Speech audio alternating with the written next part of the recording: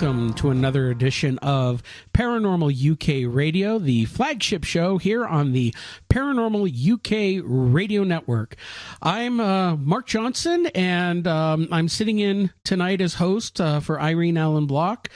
She apologizes for not being here tonight, had a slight emergency with one of her dogs, had to have emergency surgery, so she's tied up with that, taking care of him. She sends her apologies to all of our listeners, but you know what? We have our great co-host who sits in with us, Andy, here tonight. Andy, welcome. Thank you for joining us again tonight. No problem at all. It's always great to be here with you. Really do enjoy doing these shows when I get the opportunity. Slightly sad circumstances today, of course, and I hope obviously Irene's dog's going to be okay. But yes, I love to be here with you guys. It's great fun. Definitely. Yeah, and that's the thing. We have our four-legged kids, as I call them, and I've lost more than my share over the years, and you got to take care of them, you got to baby them, and when there's something wrong with them, one of the things when she comes back, we're going to mention for those people who do have dogs, especially larger dogs, there's a little, at least it's little known to me, and I've had dogs all my life, condition called bloat that can hit a dog and hit them suddenly, and if you don't take care of it within an hour, they will die. For whatever reason, the insides get this gas and it twists up the innards. And she just happened to notice her dog had an extended belly and remember reading about it, got him in the doctor and got him in time, because any longer than that, they start getting necrosis in the stomach and they will die. And it's an emergency surgery. So it's shocking. But, it's something all of us dog lovers and all of us who have pets out there, that's something to keep in mind. Do some research on it. It's a scary thing, but if you're on top of it, you have a good chance of saving your pet. Absolutely, yes. Definitely get that word out about that.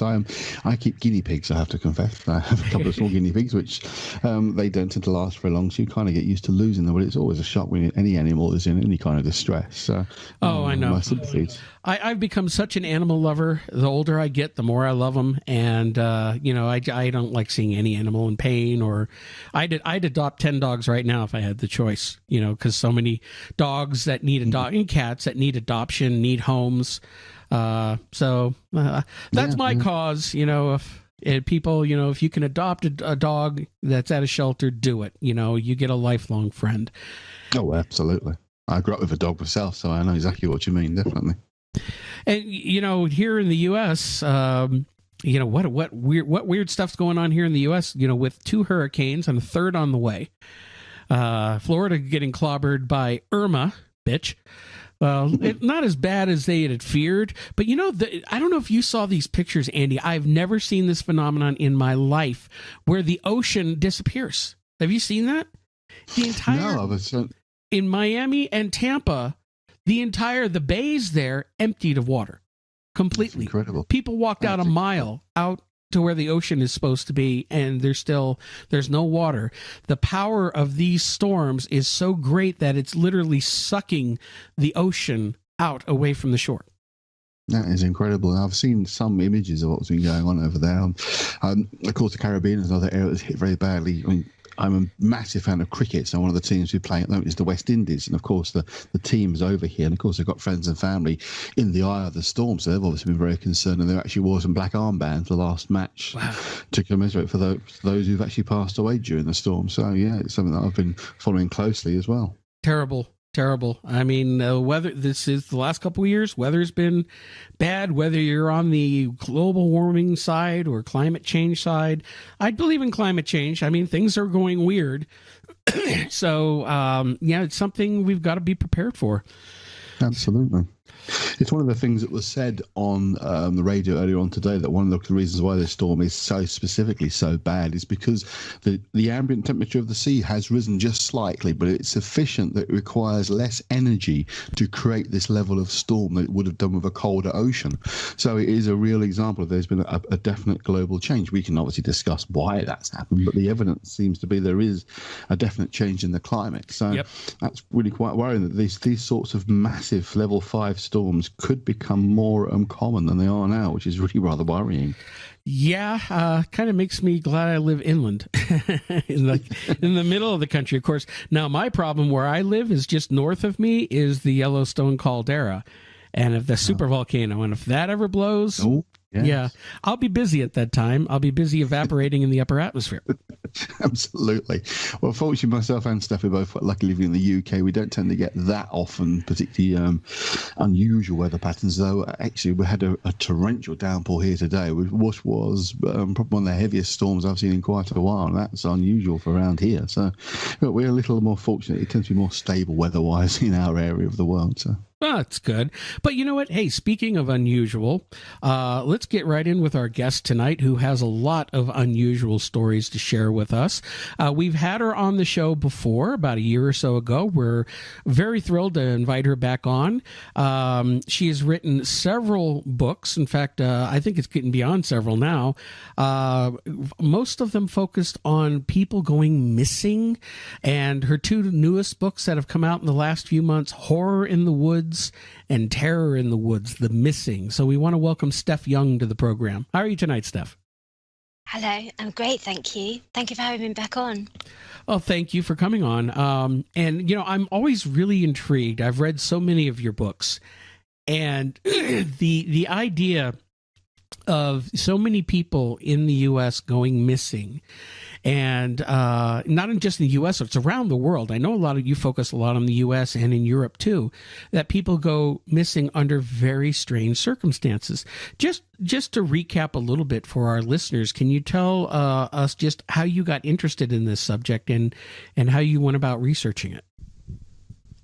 Well, first of all, I was trying to write a book about time travel, and when I was doing that research, I was coming across places, mostly in forests worldwide, that seemed to have perhaps alternate dimensions, or people were going into them and they were experiencing lost time. So I started moving from simply different dimensions or time slips to, was something else going on? And then began to collect other cases where perhaps they could have been taken, could have been an alien abduction, or perhaps there were other paranormal things going on as well, because it seemed to be that once I started looking, you could find a conglomeration of lots of different factors. So people might have really strange sightings of creatures they couldn't identify, or there could have been evidence of some other worldly thing taking them, and it just kind of developed from there. And I suppose more recently I've kind of really looking especially for those cases that are just so baffling and maybe have really strange clues left behind. So that's kind of how I started, and it's just become an addiction, really. I bet. Well, I can tell you right now that you've already piqued my interest when you talk about time travel, these alternate dimensions. That's right up my alley. It's something I'm really fascinated in. Andy, are you there? I am, yes. Sorry, I just accidentally hit my microphone. That's okay. I asked because things were kind of wonky here on Skype. I'm going to fix this a little bit later, but it's that storm, I think. could be. Alternate dimensions, time travel, time loops, time slips. That all seems to play an importance in this. So, with your new book, how many books are you up to now? Probably about 8 or 9. Wow. Yeah, I do a lot of hours every day. Mm-hmm. Don't blame you there. I mean, it is a fascinating subject. Yeah, it's just so intriguing. Although I've just done a different show, and that was on the cases of particularly the young college-age men going missing. And that has been an absolute addiction for me as well for many years. But that's very much a human element in sort of remote places, sometimes in cities, sometimes remote places. So again, there's another element, but it doesn't really tie in with the forests, but it's very much people going missing. Well, let's get into the forest and the stranger stuff here in a moment. You just piqued my interest because college-age men going missing. Now, I understand college-age women going missing with human trafficking. that goes on that's still bad in this world. People who say there's no slavery in this world are absolutely wrong. And I'm a big advocate for the destruction of human trafficking, the sex trade. And so many young women get lured in or kidnapped and put into this trade, both in the U.S. and Europe and everywhere. But I'm intrigued if you could talk a little bit about college-age men and what some of the reasons are that they are going disappearing. Gosh, it's a very complex set of circumstances. I'll try and sum it up. It started in New York in 20 years ago, and I was not the first to come across these. I have a very, very good contact who's a federal agent, but it was actually discovered first of all by a New York detective, and they had picked up on these cases, but at the same time in the Midwest, a Emmy-winning journalist called Christy Peel had actually picked up on it too. And these two detectives and Christy Peel had come together. Now, initially it began in New York. So there was a case of a young man called Patrick Mcneal in 97. He had been in a bar with friends, and he left them saying that he was going to go home and get the subway back to Fordham University, and he was going to go back with a girlfriend. She went into the bathroom, and by the time she came out, he had gone from outside the bar. Well, it later seemed to be that a car had been in the vicinity, and when he was outside he became very unwell, and he was leaning over to be sick and stumbling and falling into cars. When he righted himself and started to walk off again, the car moved on, so the car was stopping and starting with him. He had also been vomiting in the bathroom. This came out later, but his friends said that he definitely wasn't drunk, so it seemed to be possibly that he had been drugged. Well, he was found in the river 40 days later. I believe it was 12 miles downstream, and it was ruled that he had died of drowning. And in fact, I've spoken to the supervising detective who was around at the time, and he said, because I was taking this to him saying, you know, what's in this? And he said, no, he took some drugs and threw himself in, killed himself. Well, Detective Gannon, who came up with these cases, said that's I don't think it is that. So he hired a renowned pathologist called Cyril Wecht, who looked into the autopsy, and what they say is that he had indoor larvae that had settled on him. Now, it was winter at the time, so it couldn't have been that the larvae settled on him outside in the cold. It was an indoor fly, so it laid eggs on the body. The body was dead, so he was indoors, he'd been killed indoors, and then found 40 days later in the river. But he also had binding marks around his neck. And so that was the first case. The second one, the supervising detective said to me, look at a boy called Larry Andrews. Well, he disappeared on New Year's Eve. He'd gone into New York City, and he was with friends, and he just vanished out on the street as they were walking, more or less. And he was found in the river in a location called Owl Head, a water pollution plant. Well, not long after that, another boy called Josh Stussack disappeared. He was in a bar in the same area, and he went outside because he was going to go back to his car and go home. His dad said that he liked to drink Guinness, but he wasn't drunk. His friend said he wasn't drunk. Well, he is seen on CCTV, and you can see that on the internet still, where he's standing outside of the bar, and he takes his top off, his coat off, and then he tries to put them back on again. He looks like he's a bit out of it and disoriented, and he again is leaning over to be sick. Well, he disappeared. He was seen on one more CCTV camera, and then after that disappeared. But at the same time, a SUV was stolen from the Department of Conservation in another area of the city.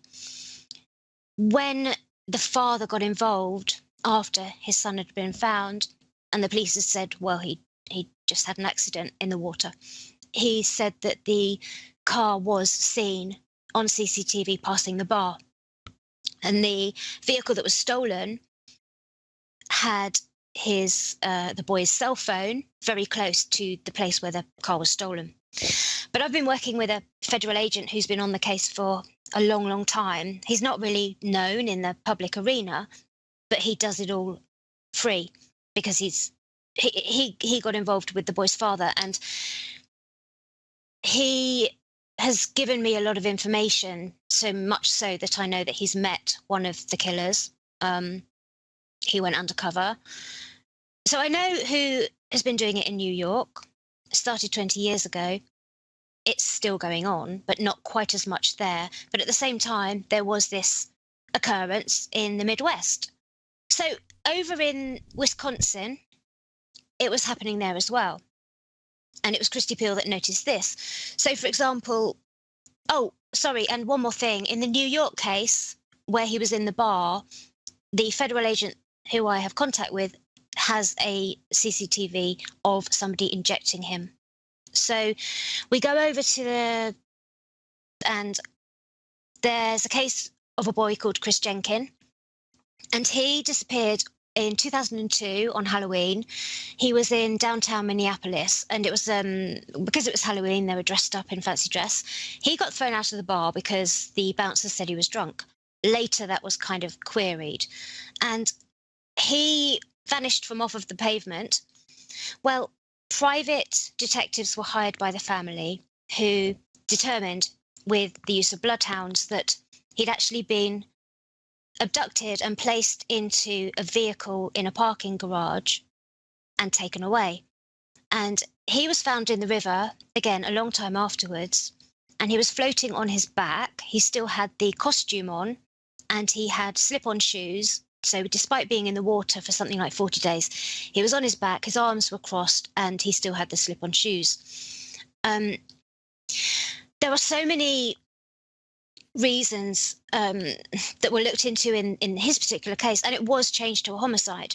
Well, in that area, again, I know of the group who's doing it, still doing it, and I know this because of the federal agent that I work with, and he has 35 suspects, because the potential is that there's been at least 100 to 300 deaths. And it sounds like an amazingly ridiculous conspiracy because it's called the Smiley Face Killers. The original cops were saying that there was smiley face graffiti left at the scene of where the boys were put into the river. And in fact, I kept thinking, well, that can't be the case. It can't be. But recently, there's been a cluster in Boston. I've been sent graffiti that matches what was happening in the Midwest from somebody who sent it to me in Boston because there's been a cluster there. So there was, in the case of Chris Jenkins, he was put in a van and he was moved around. His mother says he was mentally tortured. Well, I think I know how, but that's hard to kind of describe because a lot of the information, I'm not doing it for dramatic purpose. I simply can't say because it's an ongoing investigation and I know who's got the evidence, but I can't say it. The bloodhounds not only led to the parking garage, but they also led when another boy went missing at a different college in Wisconsin called St. John's. He disappeared. He'd been with his roommates. He popped out and then he just vanished. When the tracker dogs were brought in by his father, and it took him a very long time to get permission because the college is part of a monastery as such. So the people who ran the monastery were not keen on having tracker dogs brought in, and they were defensive because there is a lot of sex abusers who are priests, but who are there on sort of rehabilitation. So you have the added ingredient of the fact that when the dogs were brought in to look for this boy, Joshua, the dogs picked up on Chris Jenkins' scent. Well, he had no reason to be there. So nobody's really sure why his scent was there, but Joshua was never found. There is the possibility that you could look into the Abbey a little bit more, because one of the people who were residing there at the time was writing on an alchemy forum about the drowning ritual called Killing of the Kings. And I kind of went down that route when I was looking into it, first of all, years ago, because I put it in the first books that I was doing, because I kept trying to get it in there because I was so passionate about it being something that should be taken more seriously. And I was really thinking this is a drowning ritual, it's alchemy, it's this is why it's being done. But it's not that simple, because having spoken with Detective Gannon, I've spoken with the professor who works with him, and I've got this federal agent who's a contact who has all of this evidence. The reason why it's not taken seriously and it's seen as a conspiracy is because it began in New York, and it's a very small group there, and they began doing it. And then when it was sort of publicized in America, particularly in the Midwest, it's not so much that there's this huge, massive group that's doing it. It's the fact that a group in the Midwest realized, from, I presume, reading all the papers about it, that this is the perfect way to kill someone. Because if you put them in the water, all of the cases that I've looked into, you've probably got 2% that have been changed to homicide. So the rest of them they're college boys, they're getting drunk, they're walking home on their own because they take more risks than girls, and they jump into the water. But the thing is, it's always winter. Certain dates are really important. And some of them haven't drunk. Some of them have got GHB in their bodies. Some have got prescription drugs they didn't take. So there's a lot of reasons why. Some of them, I can't say exactly what, but something to do with their clothing. Their crosses and their Celtic crosses were ripped off their necks in some cases.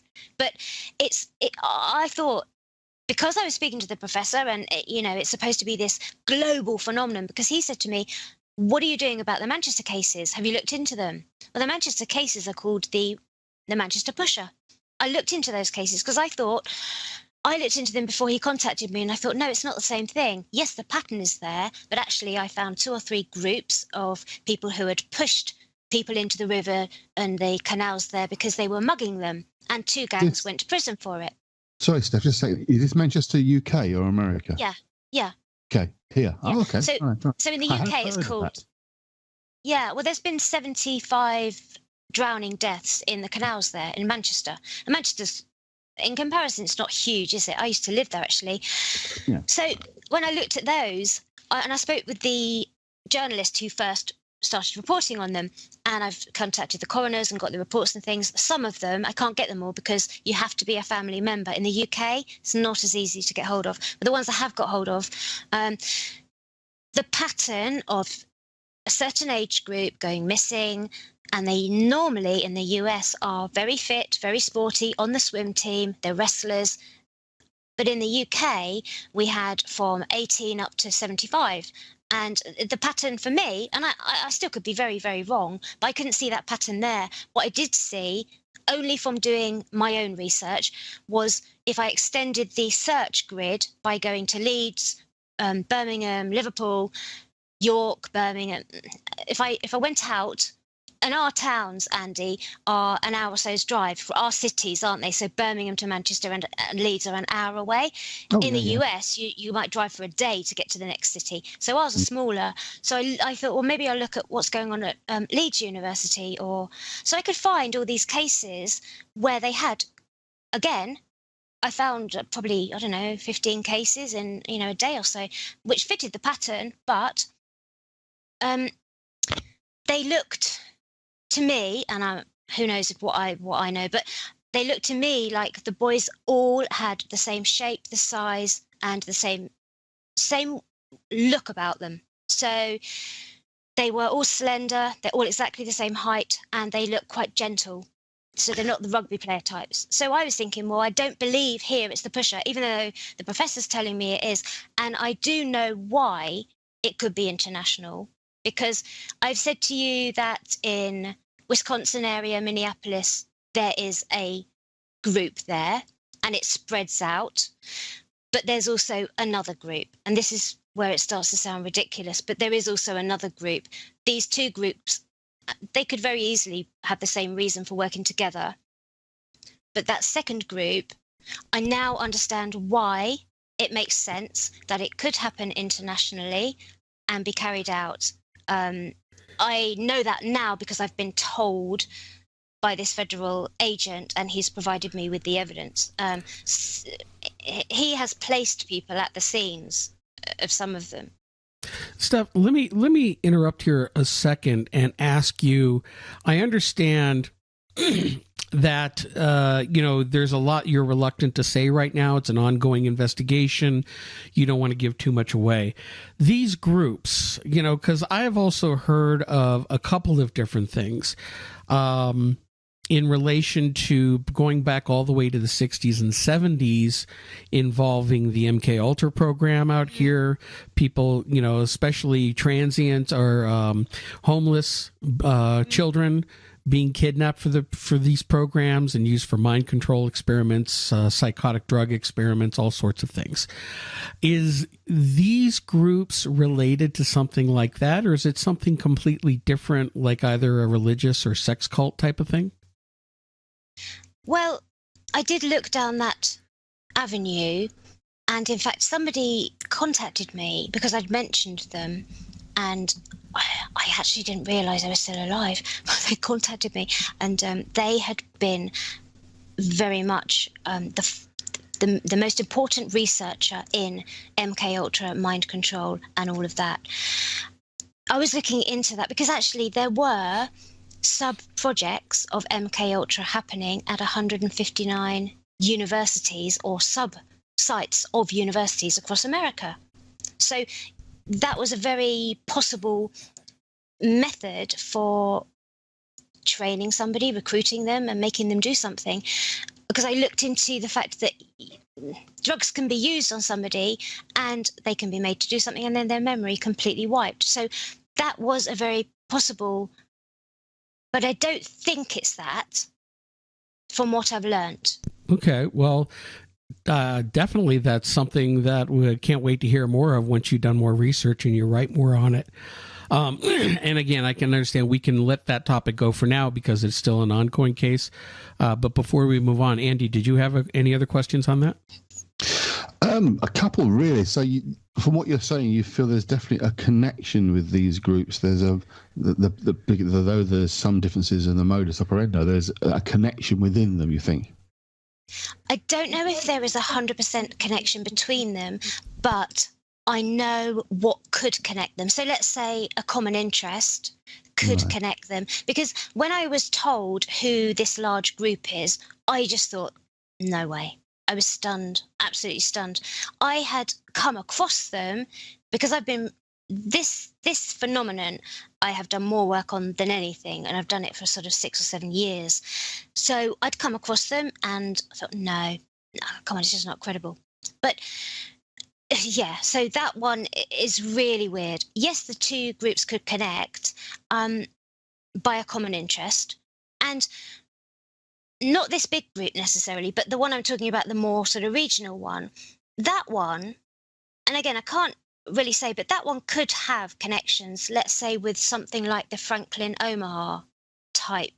So you've got young, boys who are abducted and even, made to do things, whether it's something like, in that case, it was, being involved with politicians for blackmail purposes and things, but they're abducted and they're put into this group and they can't really leave. So it could even be something like that that's orchestrated from higher, and they are implicated. So let's say that they've had to carry out something, one of these abductions, and once they've done it, they're kind of pretty much in it, because if they're not, they're going to be killed. And this is awful.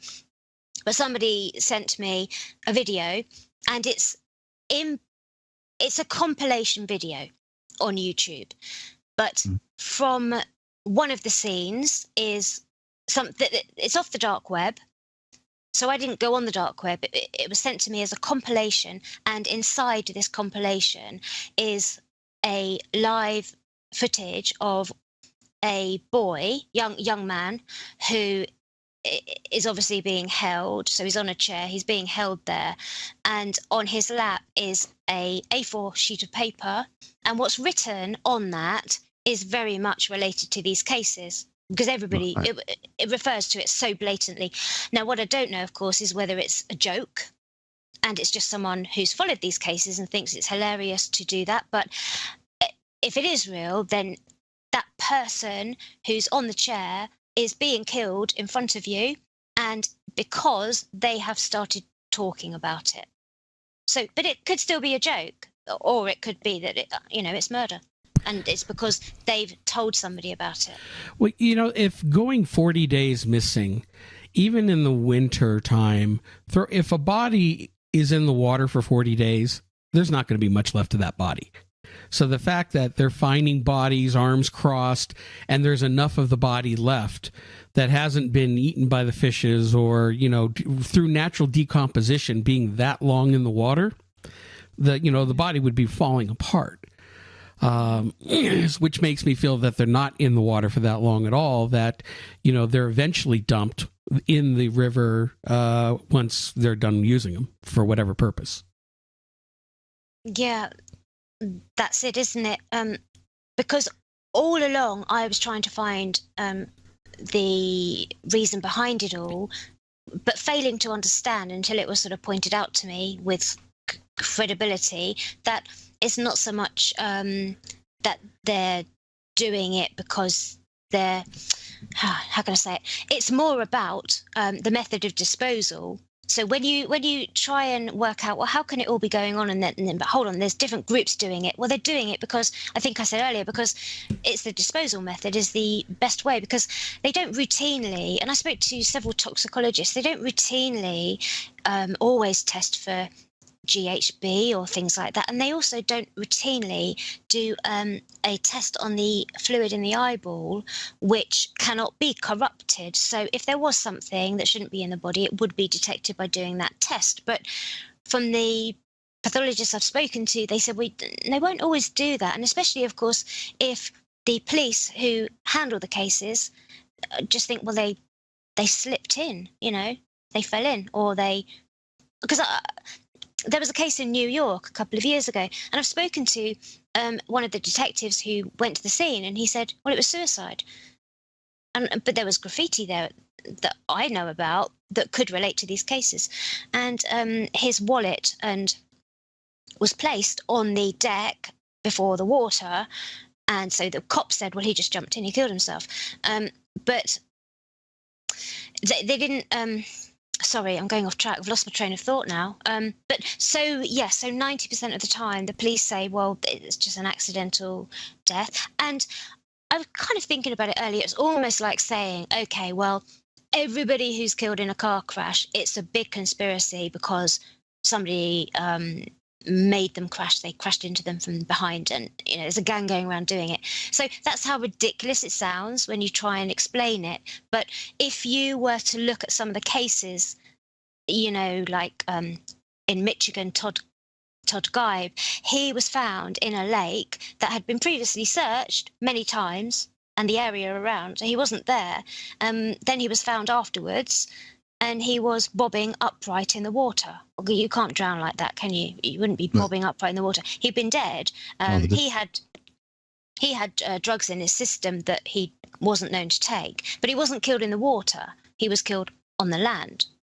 So, do you ever fear for your own safety, considering how much information you now have about what these groups appear to be doing, and you are obviously talking about it? Have you ever felt any threat yourself? No, because the person who has given me the answers has the evidence and has shared it with other people who have got it. So, no, I can't put anybody away, because although I've been told everything, I don't have the names and addresses. No. The agent does. I don't have their names and addresses. Yeah. I know who does, but I'm not the only one who knows who does, because he's shared it with, I don't know, maybe 10 other sources. He works with ex-DEAs, ex-forensic people, so he's shared it out. So I'm not really, no, it wouldn't make any difference if something happened to me, because I didn't come across most of it. I was given it, and it's already been shared out. So, besides which, the biggest difficulty is that people are actually taking it seriously. Sure. I mean, I think that one of them is communicating with me, and and I know of another one that's communicating with somebody else. So, So have you been able to verify what he's told you outside of that particular person? yeah, some of it I have. Yes. Right. Okay. But no, I'm not in danger because I don't solely, I haven't been the one that's uncovered the most crucial evidence. Still, I would be, be careful only in that, because when you look at other people, let's say in other types of phenomena, like people in the UFO community who are abductees, who are routinely threatened just to shut up. Just stop telling your story because they don't want it out there in the public eye. So, it doesn't quite mean you're out of the woods there. They could still try to intimidate you to get off this subject. I mean, regardless of what the cops or the federal investigators are doing, just kind of watch your back there a little bit, because people who are desperate and want to keep their illegal activities, quiet, tend to frown on when people are talking about it publicly. Yeah. But you know what? If you have the book and it goes out in the book, and then, well, that's it. It's out there. Too late. For them, anyway. As I say, I don't have that evidence myself. So okay. Yeah. Well, that is just such a creepy case. It's bad enough we're all prepared to talk about the more paranormal aspects of things, and let's just be honest. The human factor sometimes is 10 times scarier than the paranormal. It amazes me sometimes what human beings are capable of doing to each other. So incredible. Well, why don't we go ahead and move on to some of the other stories that we were going to talk about tonight that are a little bit more on the strange and unusual. What other types of stories spring to mind that you've been looking into lately? Well, when you were saying about the homeless, I was thinking of, there is a case that you might find interesting, actually, because of what a homeless person said about it. So I don't know if you've heard of it. It was back in 1981 when a 17-year-old boy called Kurt Sover went to a party. Now, this is unrelated to what we've just been talking about, but so Kurt Sover went to a party a few blocks from his family home in Newburgh Heights, Ohio, and the party was being held at a rented apartment of a brother and sister. They were called Clayton and Debbie Sams. Well, it seemed that Kurt had been drinking that night, and probably a bit too much, because his friend said, "Come outside and get some air." And then Samuel, his friend, said he went back inside the house to grab their coats, and when he came back out, Kurt had been sick. Kurt had been sick before he went in, but when he came back out, all he found was nothing. So Kurt had disappeared. Well, he looked around and couldn't find him. He searched there was a furniture warehouse and a car park and a couple of ravines and things. So he couldn't find him. So he just presumed that Kurt had gone home. But the next morning, Kurt's mother and father realised he'd been out all night, and they got hold of the girl whose party it had been, and she said that he wasn't there. But a pizza delivery boy who delivered pizza said he clearly remembered him being there.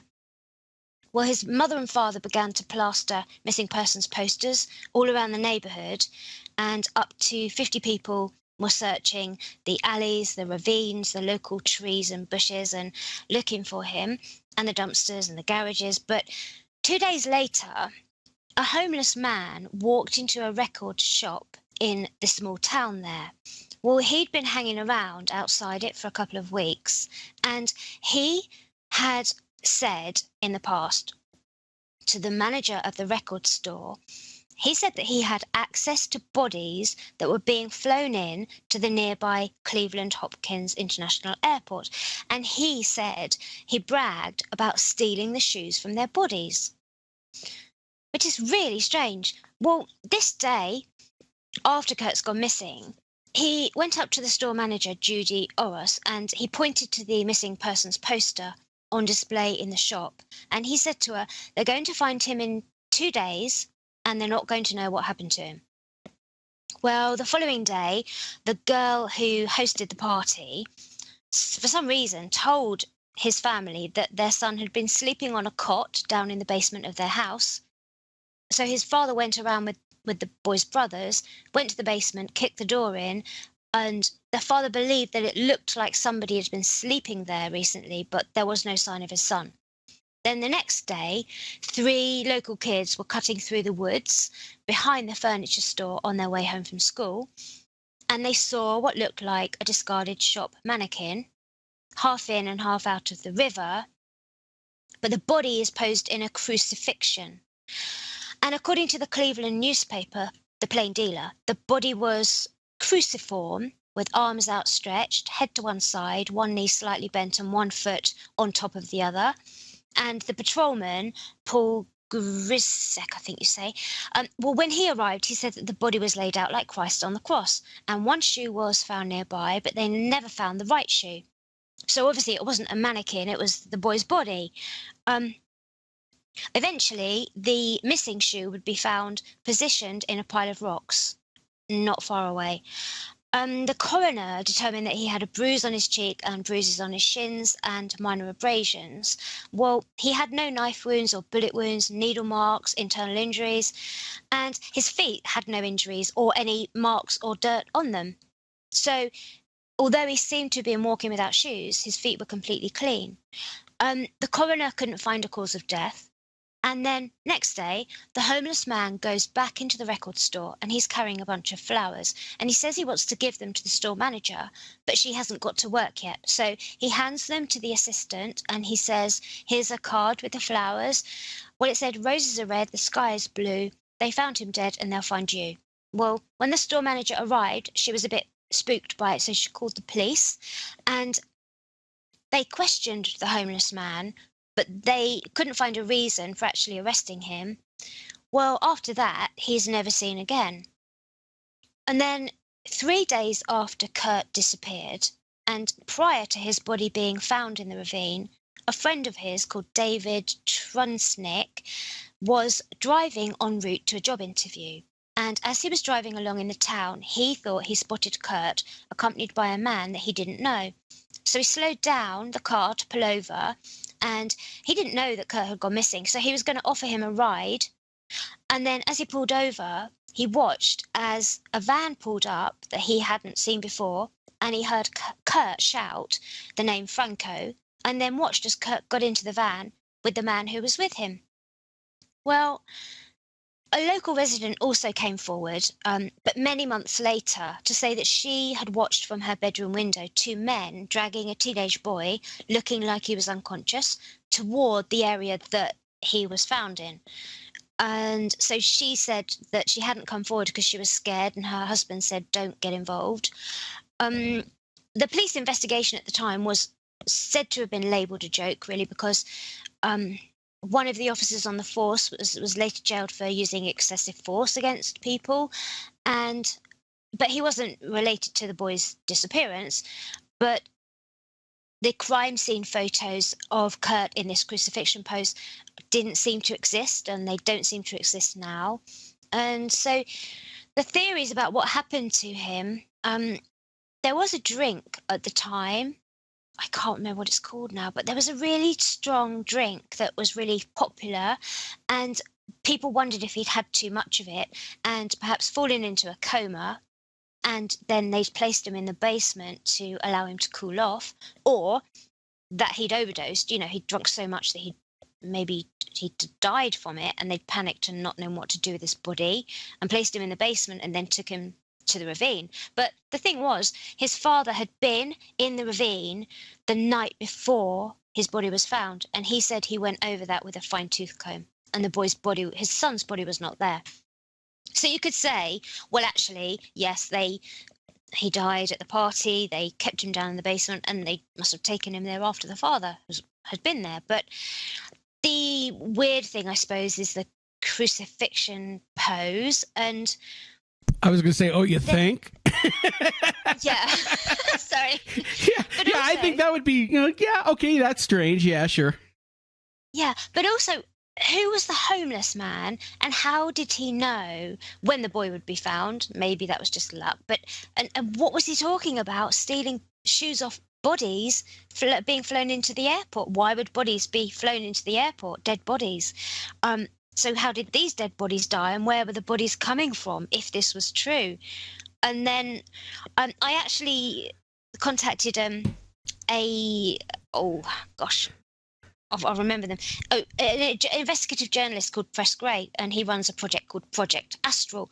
And he'd tried to look into this case, and I'd asked him if I could sort of use some of the information he found, because he was trying to say, actually, Wright Patterson Air Force is 3 hours away. Of course, infamous for UFOs, and maybe there's supposed to be Hangar 18 with aliens in it, but also, so Press Gray, the journalist, had discovered some cases, and then I'd looked into and find more cases of some UFO sightings in the area. So, for example, in the area where he'd gone missing and then been found, there had been triangular reports, triangular objects flying over the lake nearby. And one estimate was that it was 2 stories high, this triangular object. There was also a man was out about 11 p.m. when he witnessed, again, another triangle-shaped object, but he said it had lights on the side, and it was big enough to be 70 feet. And he said, I've never told a soul about this. But then he was recalling it after it happened, sort of 20 years later.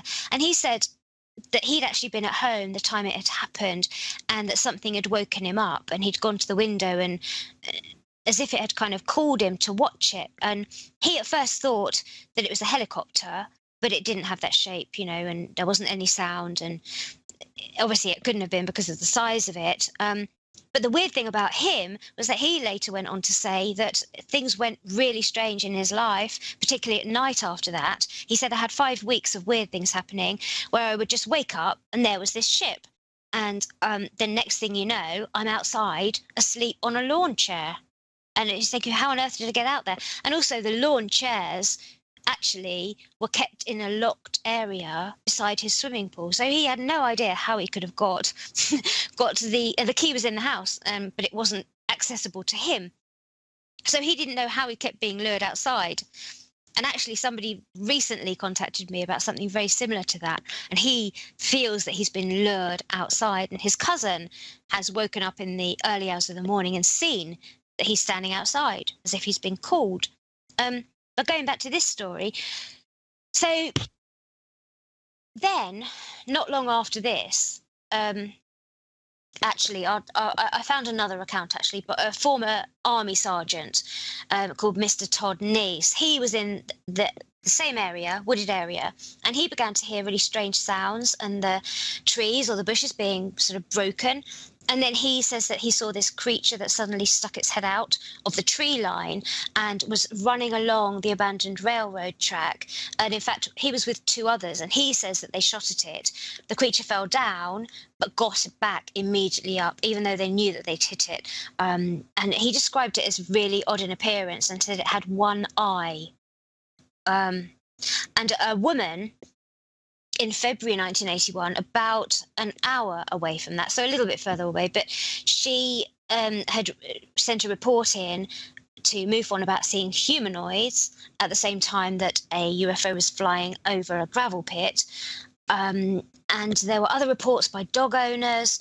So there were lots of really weird sightings. But then also, not long after he had disappeared and been found, another schoolboy, so a little bit younger, but a boy called Eugene Gavette, he was found dead in a ravine very close to where Kurt's body was found. He was also missing his right shoe, and he'd been missing for roughly the same amount of time as Kurt. His death was presumed to have been falling into the ravine, but the coroner at the time said, well, of course, he could have been pushed or thrown. He did have minor abrasions, but no other big injuries. So again, it wasn't really clear how he had died. but they were both found close by in ravines, missing shoes, and a weird homeless man. And strange creatures, obviously. strange creatures running down the road. Yeah, it's got it all, hasn't it? A little bit. I'm sorry. Actually, they were looking for shoes than these strange creatures. Maybe. Yeah, it's a common thing, isn't it? I mean, it could be that, you know, in Kurt's case, well, he was struggling with, or he was being dragged by these guys, according to one witness, and so of course his shoes came off. But then why was one lodged in a rock, almost like left deliberately there? You know. You know, there are some predators that will lodge their kills in a rock or on a tree limb to come back for it later. That's something to consider. Really strange. We're coming on the top of the hour. We're talking with Steph Young, author of several books, including Horror in the Woods and Terror in the Woods: The Missing. And we've been talking about people going missing, both on man-made phenomenon and paranormal type of phenomenon. And that's what I'm going to start getting into, some of the more stuff that you started off with in the woods and in other locations, on why people are going missing through different types of phenomenon. Can I actually jump in for a second and talk to Steph about one that we've talked about off air some time back? I know she's done some digging, and I've done a fair bit of digging into a place called Clapham Wood on the south coast of Essex. England, in Sussex. Absolutely fascinating place. I know we've talked about it before. How did you first find out about Clapham? Because it's probably one of the most unusual sites over here, Mark, for this kind of disappearance phenomenon in woods. How did you first find out about it?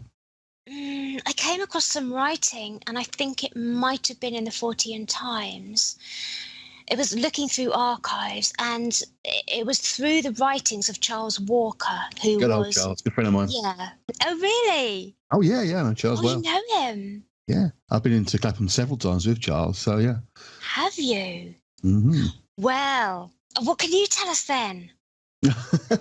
No, I'm the interviewer. You're being interviewed here. I mean, you found it the same as I did. He started looking into it in the 1970s, having had reports of people apparently disappearing. I know there are some grey areas. I wonder why perhaps you might be able to fill a bit more on, is the disappearance of a police officer. Now, I've heard differing reports about the identity of this policeman. Others have said, actually, if you go into police records, no one by that name was stationed anywhere near the area, i.e. was he actually a police officer or was he somebody else? I don't know what you've come across about that particular one. I've only found, in the places that I've found it written about, has only been a police officer, yes.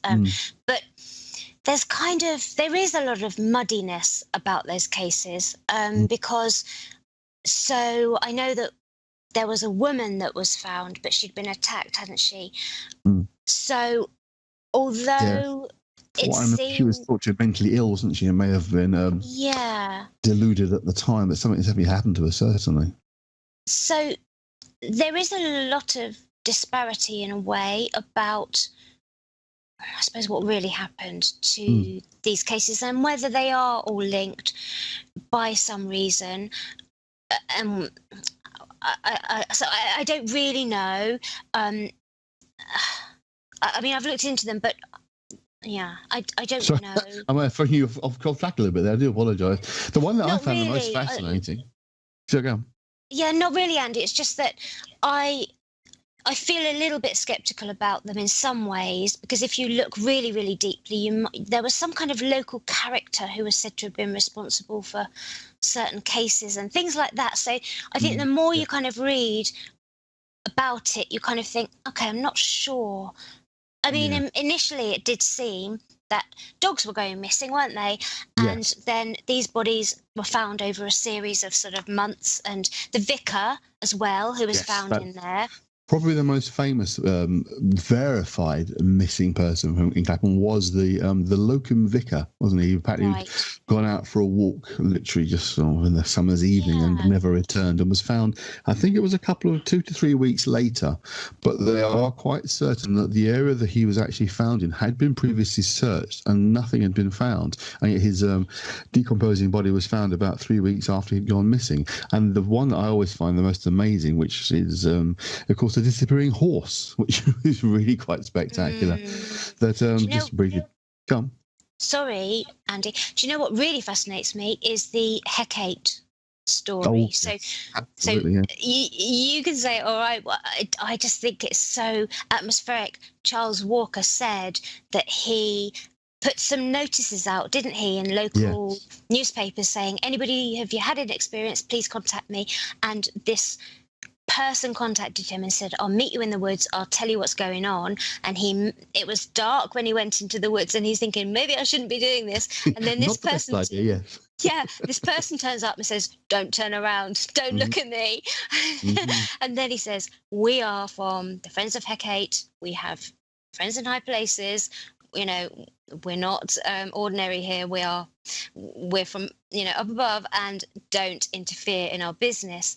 And I tell you why as well. Recently, I kind of wonder about that even more, because I've made a very good friend called Paul Sinclair, who has written a book. I wish I'd written it, because it reminds me of my books, but I just think, oh my God, it's so good. But like better than mine, you know, where he has done so much research, but up north. And I had no idea all of this was going on.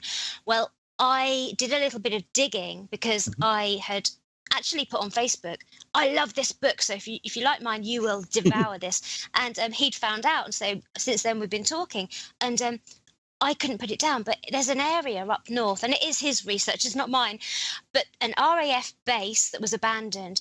We got talking because people, specifically men, have gone missing up there near this abandoned RAF base. Now, there was satanic murals painted in the underground base, and it was said that it couldn't have been done by amateurs or kids. It was pretty well done.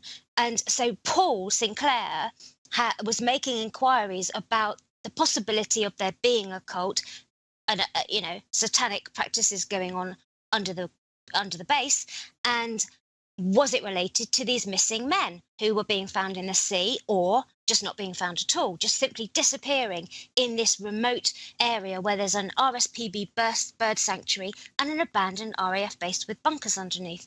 Well, so he was talking to locals. I mean, he's been looking into stuff for 20 odd, 30 odd years. In the bunker, they found very well made satanic robes. Now, when I was talking to him about that, he thinks it could have been a local group, and he doesn't think that it's related to all the missing men. Although one schoolboy, a college boy, had been looking on Google about the satanic artwork under the base, and had driven up there and disappeared. Well, so that might have something to do with it. It might not. So that's what we were talking about. And I wanted to look further into the possibility of whether I could connect any of the other areas, let's say, as an example, Clapham Woods, or the Bridge End hangings, because I do wonder still whether there was some kind of occult influence in all those youngsters going into the woods in Bridge End, Wales, and hanging themselves, because it's such a high number. So, and I was also looking into ley lines. I can't, it's a bit like those other cases, but I don't want to say why I was looking into ley lines, but there is a specific group that I was interested in, a satanic group, a specific one. But I was asking somebody who had written a very good article about the ley lines and things, and I'm getting very long-winded, but I was trying to find out whether this satanic group were big or local or what in the north at this base. Well, I got hold of somebody who'd written an article about the area and ley lines, and he was giving me his sort of understanding of research many years, and he mentioned the word Hecate again. So I'm thinking, oh, no, not that he was saying it definitely is the Hecate cult, and even whether they even exist, I don't know. But then I thought, oh, so Clapham Woods. Then you've got way up in Humberside the possibility that maybe this occult group really does or did exist. So what do you think, Andy? I would like to know a little bit more about, any more detail about the groups you're talking to. I don't know if you know my background, but I write about the occult. I have a few books out on various elements and aspects, so I might be able to provide you more information. The thing that I really would like to know is, do you have, or does Paul have images, photographs of the murals and images that were painted at this military bases? There's a pretty good chance I'm going to recognise them. Okay. For my rather large, vast collection of esoteric titles I have here. I have quite a library of such material. So I think perhaps something we should talk about more. Yes, I think we definitely should. He does have them, and also I believe some actually are on the internet that I could find, but he would know best. So, well, that's very interesting, Andy. Thank you. That would be very interesting to follow that a bit further. It would indeed. Definitely. My personal thoughts about sort of things that the Friends of Hecate or Hecate, as Charles always likes to call them, which is a mispronunciation. Right. It is Hecate, but apparently the guy called them Hecate just to show off, I think. Okay. Again, mixed feelings. Some of the stuff I've looked into myself, and I'm not too sure whether I believe it or not. But I think we can safely say something strange went on in Clapham in those times. Exactly what I think is a question of debate, but certainly something's gone on, and it continues to be used, but I think partly because, of course, what Charles had written about back in the 70s and 80s. But I was actually there a couple of months ago, I should say.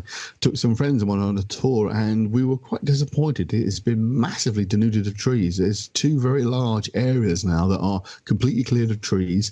Half of it's now been fenced off and seems to be used for some kind of private estate, because you can hear pheasants, the sound of pheasants sort of making the kind of noises they would make, and those areas are now marked as private. So we'll get the feeling part of the land has also been bought. So the wood is nothing like what it used to be, unfortunately. It's very much changed, and there's probably only a third of its original size. Oh, that's a shame, isn't it? It really is a shame, absolutely. Certainly been... It's very interesting, Andy. I think we'll have to talk more. You're going to be somebody I can really pick your brains on. Yeah, sure. I'm quite happy to help if I can. What else would you say particularly has really grabbed your interest in the more very unusual experiences? I mean, the real kind of stranger ones. Oh, okay. Do you know the story of Netta Fornario? Not off the top of my head, but go for it. Okay. Well, so this fascinates me because she was living in Kew in London in the early 1900s, and she was an orphan, and she was living with her grandparents, and she didn't really socialise. The only thing she loved was going to spiritualist meetings, and she joined the Alpha and Omega Temple, which was an offshoot of the Golden Dawn, and Samuel Mathers founded that. Oh, I know an awful lot about, yes. Well, you'll love this story then. So he founded it. Was it okay, so did he found it after fighting with Aleister Crowley? The Hermetic Order of Golden Dawn itself was founded in 1888.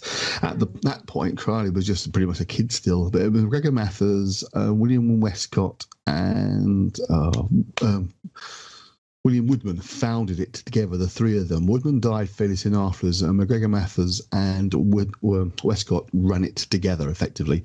But Westcott kind of took a bit of a step back. He was a government coroner and was actually got into a bit of trouble because of his involvement in the esoteric, and was actually basically told that you were supposed to preside over dead bodies, not to try and resurrect them, i.e. Absolutely. So he was told basically much, disappear into the background or you're going to lose your job. So Mathers pretty much ran it on his own for a period of time. Crowley was an early member. He quickly rose up in the ranks of the Golden Dawn, then probably had a massive falling out with Mathers. They were best of friends, and Mathers was very much his hero. But Crowley very much fell out with him, and they did part very badly, shall we say, and he went off to basically took over a group called the OTO a bit later on. But there was a period of time when he was kind of a maverick running around on his own. So I would imagine this is the time frame you're probably talking about. This is the early 1900s. Yeah.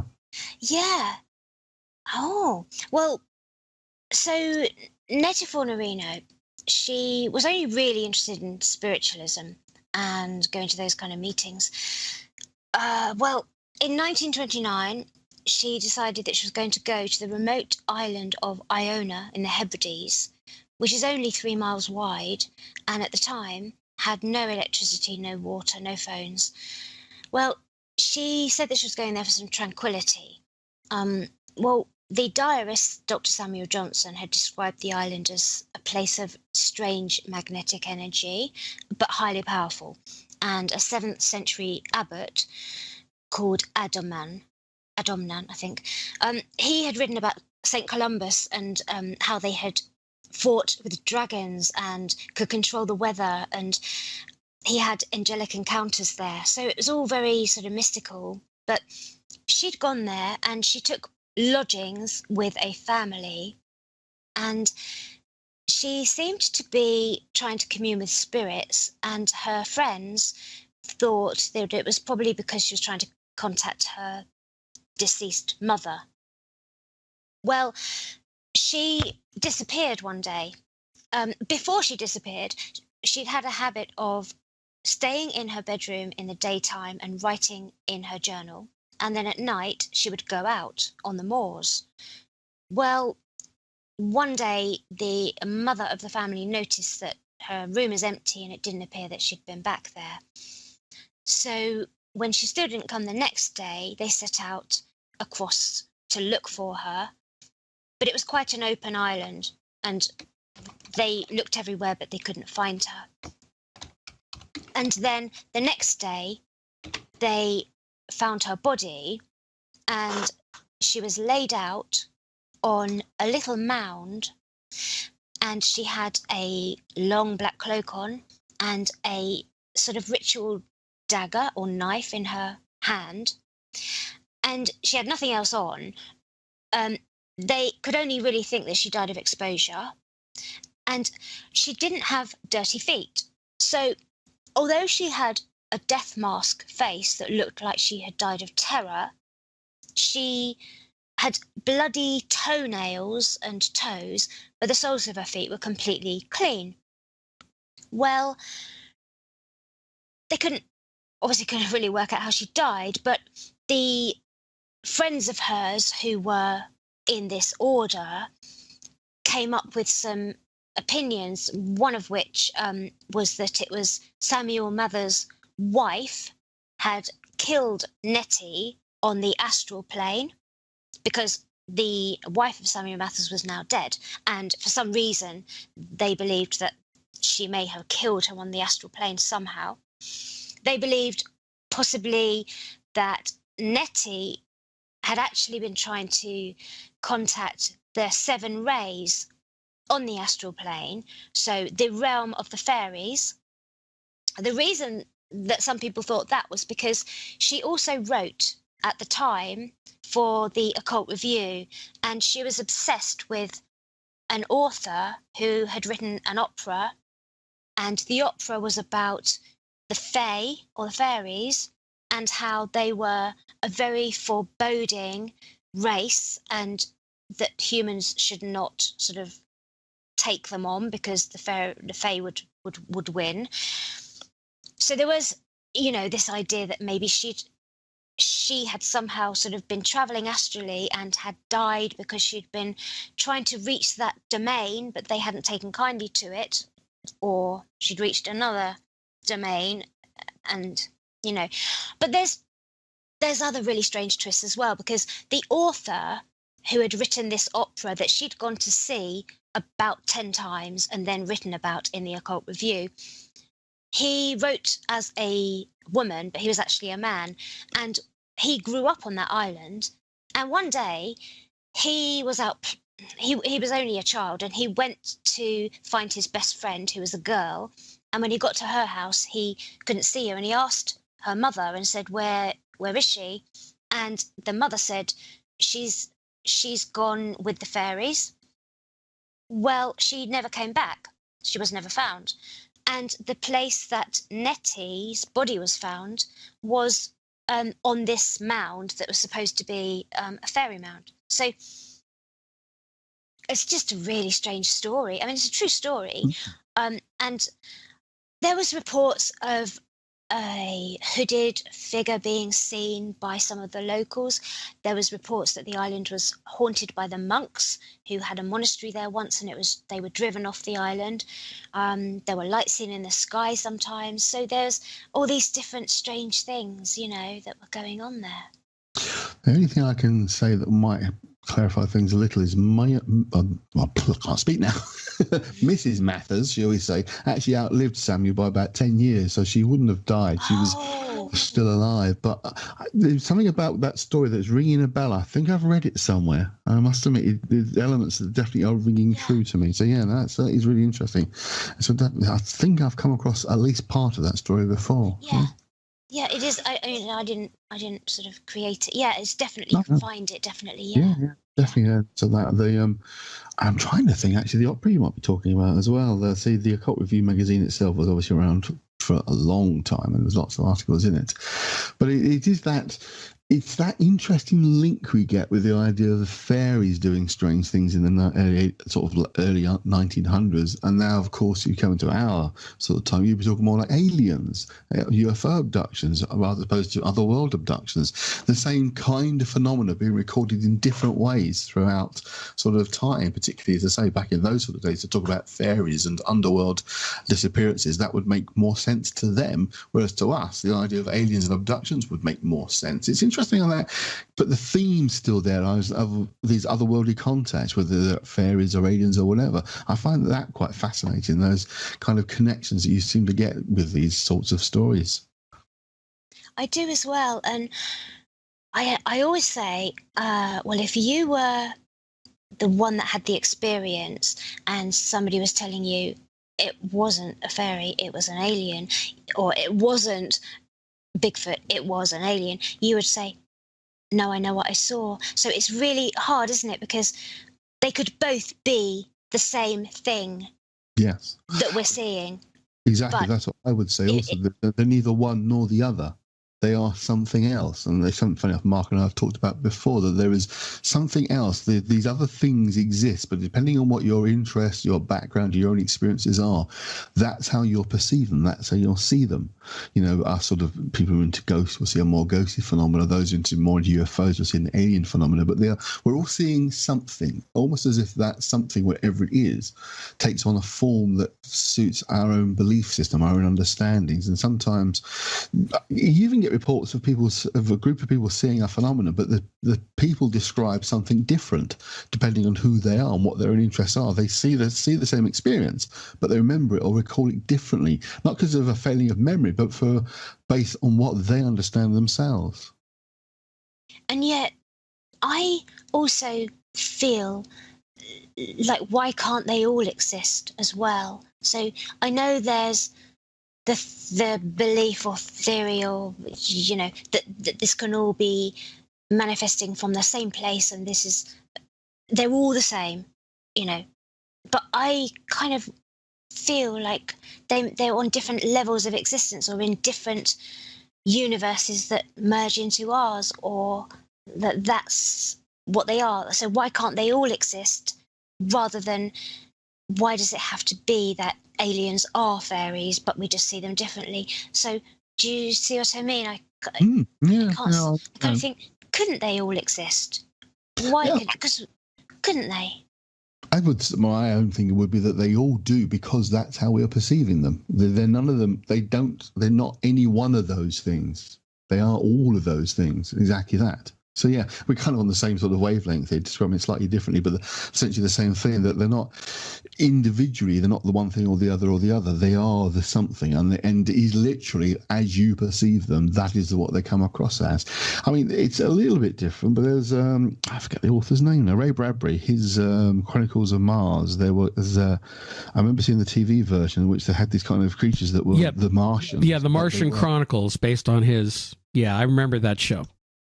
where they would appear differently to different people. Because one bit that really caught my imagination at the time, when I first saw it, was there was a scene where there's a vicar trying to set up a church on Mars, and one of the Martian creatures has come into the church, and the vicar sees him as Christ, or at least some kind of biblical figure. And the guy is saying, "I'm taking on this form because that's what you want to see. That's your expectation. It's completely amorphous. I have no identity, but you see me like that, and I become what you want to see. So I am Christ standing in front of you, even though actually I'm not. But for you, there's no difference. I am this figure." That's the kind of thing I always find is the most fascinating, the idea that they are what you want them to appear to be. They are, but they've taken that form from you. See what I mean? I know it's a slightly different idea to what you're saying there, Steph, but that's always been my kind of thinking on those lines. But those are just those disappearance cases and that kind of thing, as you say, where they are, it just doesn't add up. You think all these strange elements are going on at the same time. How can you put together a coherent picture of what's happened to this person with these strange things that just don't connect together? Andy, you're slightly psychic, aren't you? I've had my dealings, shall we say, yes. Yeah. So I always see I'm not.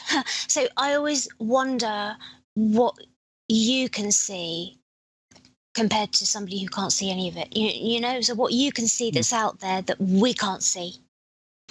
Well, my specific experiences have been more to do with haunted locations, where I can get quite an accurate picture in my mind of how a place would have looked at the time. I don't tend to pick up on people and like that, but when I was more actively involved in investigating, that was kind of my gift, if you want to call it. I could accurately describe the inside of a location from centuries ago, and I could see it very clearly, but I knew it was in my mind I was seeing it. It wasn't in front of me. It's a little bit like a kind of a dream state where you know it's a lucid dreaming in effect. You know you're dreaming it, you know you're seeing it, but it's not actually in front of you, but it seems very, very real. And I've done things like tarot readings before in the past, and again with those readings, you are describing a scene that you're seeing so clearly in your mind. It's like you're watching it. You know, it's like you're recalling a film you've just saw yesterday. You know, it's that clear in your mind, and it's that kind of thing that I experience. Where's that coming from? That is a question for a whole show, I think. For me, I am very much also based in Jungian psychology. I'm a Jungian psychotherapist. For me, it's connected with things like the collective unconscious imagery, the archetypes, all that kind of deep level of awareness, a shared transpersonal identity that we all have. We have an interconnectivity, but it's a very deep, deep level. So for me, a very shortened answer to that question is it comes from there, that level of collectiveness that we are. I mean, you can get into the science of this now, that we are talking about energy, that we are all fundamentally just energy that's very, very condensed to form matter, but matter and energy are the same thing. So if there is that interconnectivity because it's all the same energy, then the idea of a mind at the very deepest level having a connection also makes sense to me as well. And I mean, there are people who would think that way. Others have obviously very different explanations for these sorts of things, but for me, that's where it's coming from. Did you have this from birth or develop it? The answer to that question would be I first noticed something very strange when I was about 9 years old. And there's a little story I often tell about my first sort of paranormal encounter. But I also have, and I've made no mistake, no mystery about it, a very strong interest in the elements of the occult and ritual magic. And I've been involved in ceremonial magic for many, many years. So that definitely develops all your skills and abilities. I mean, I have no connection with anything satanic or anything like that. Just throw that in, because we were talking about it earlier on. I have no links there. I know of groups, certainly. Most of the groups I know that would call themselves satanic are very benign and not harmless. And I think certain people use those terms to describe themselves to excuse what they're actually doing, which is often just basically what we call grey evil, which is just nasty, murderous violence type, that they use that as an excuse to have power over people and that kind of thing. So they use terms like satanic and those labels because they want to give a certain impression just to hide what they really are, which is just murderous, violent people sometimes, and controlling people especially. You see a lot of that sort of thing. I think we should do a show with you, Andy, just talking, actually, because you're fascinating. Well, I've done a few shows actually with Paranormal UK Radio myself as a guest, and I actually have my own show as well. So oh my goodness. Okay. Been down that road as well. But I think I should have to Mark. He's probably left out at the moment. Sorry, Mark. You're very interesting, Andy. Well, so you, Mark. But I think we need to have a good conversation at some point, Steph, about the occult angle of some of the stuff you've been talking about. Yes. I can probably help you out with some more information there, definitely. Yes. Okay, thank you. Mark, you still with us? Mark. I think we've lost him. So I'll tell you what, let's go back. I want to go back to the beginning. How did you first get interested in the whole idea of time travel? Because I think that's what you said was how it started for you. Well, I don't know, actually. I can't remember now. You see, the thing for me is, I don't know if you know of any shows apart from the one we're on now, but in the UK, we're very deprived in terms of radio shows to listen to, aren't we, that cover these topics. Well, that's why we have the Paranormal UK radio network, which we're trying to develop more shows based for the UK and the world to bring up all these different types of topics and have something more premier for UK audiences. Well, you're absolutely right, Mark, because there just isn't. And so how I came to be interested in radio shows covering these topics was only when I went to Arizona and picked up Coast to Coast, because I've always been a radio listener all my life, chat shows and things, but there was nothing. So when I found that one there, I couldn't believe it. And so, yes, we need those kind of radio shows. So how I got interested in the time travel and things like that, it was because I was listening to things like Coast to Coast. I'd always been more interested. Well, I spent a lot of my time growing up on the Isle of Wight, which is, I say, the most haunted island in the world. So I grew up with that kind of folklore as a child, and I have always had a fascination with life after death and afterlife communication and that side of things. So in fact, that's the kind of research I did first. And I was writing under a female pen name, and I wanted to write about scarier topics. So for me, in a way, sort of time travel and disappearing is much scarier than life after death and near-death experiences. So that's when I took on the persona of Stephen and started looking into those topics. I don't know how I got interested in time travel. I think I'd heard shows on Coast to Coast, things like Andrew Passaggio saying that he'd been taken up to Mars and things like that, and I just got very excited about hearing these topics, because it's not something that I grew up hearing about, because we just don't have those shows here. So I think that's how it kind of all happened. I'd started writing for UK magazines over here because I have always been so passionate about these topics, and I used to buy the magazines, and I thought, but I want to write these stories, do the research and things. And so I just did it that way. And that's what you got to do sometimes. Sometimes you just need to take the lead and write about what you're passionate about. And I commend you for that, because I know I have several things I want to start writing about, but I need to start learning how to narrow them down. So I'll have to see from there. But, you just have to do what works for you, what's passionate for you, and move from there. Now, some of these other stories, and especially the real weirder ones, you mentioned about different places around the world where things happen. And that's one of the things that I've really been trying to focus in my own research lately, is not only things, let's say, underground.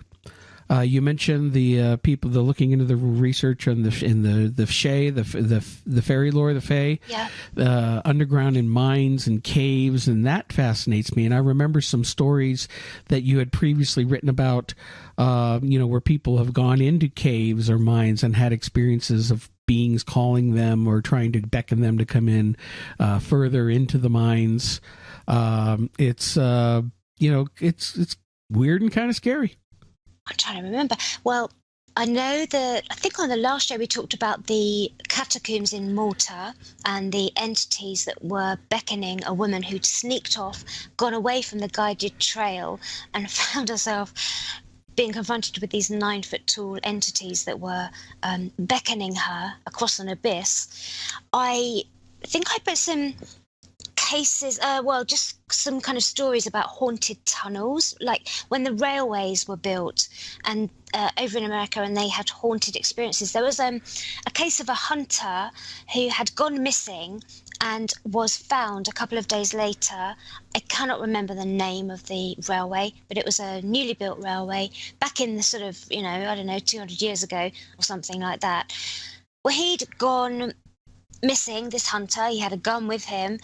And when he was found, 2 or 3 days later, he was babbling incoherently, and he said, and he was in a terrible state, and he said that he'd been beaten up by these entities inside the tunnel, who seemed to be supernatural entities, not living creatures. Mm-hmm.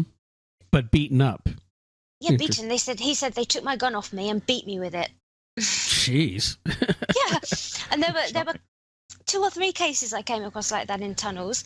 A doctor had reported hearing screams, and engineers in one case had got out.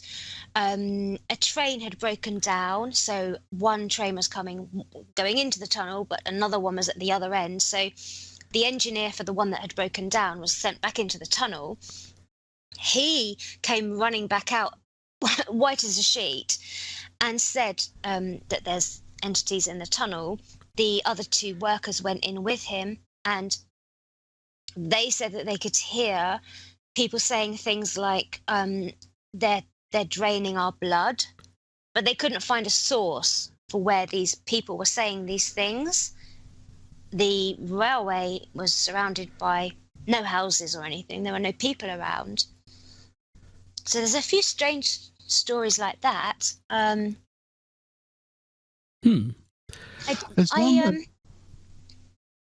Yeah. Go ahead. So there's one particular case that's not necessarily about disappearance, because all the bodies were found. That I wonder, I don't think I've asked Steph about this before. Have you ever done any research into what's known as the Dyatlov Pass incident in the Ural Mountains in 1959? Have you come across that one? I mentioned it briefly in my first book. I haven't done in-depth research into that. I found another case that happened. Gosh, I wish I could remember all of this. I can't. But I found another case that was a little bit like that.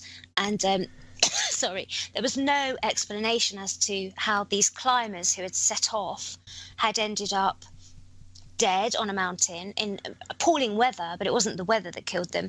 2 of the group came back absolutely babbling insane, and said that the women on mules had killed their climbing partners, but they were up so high that there weren't any women on mules.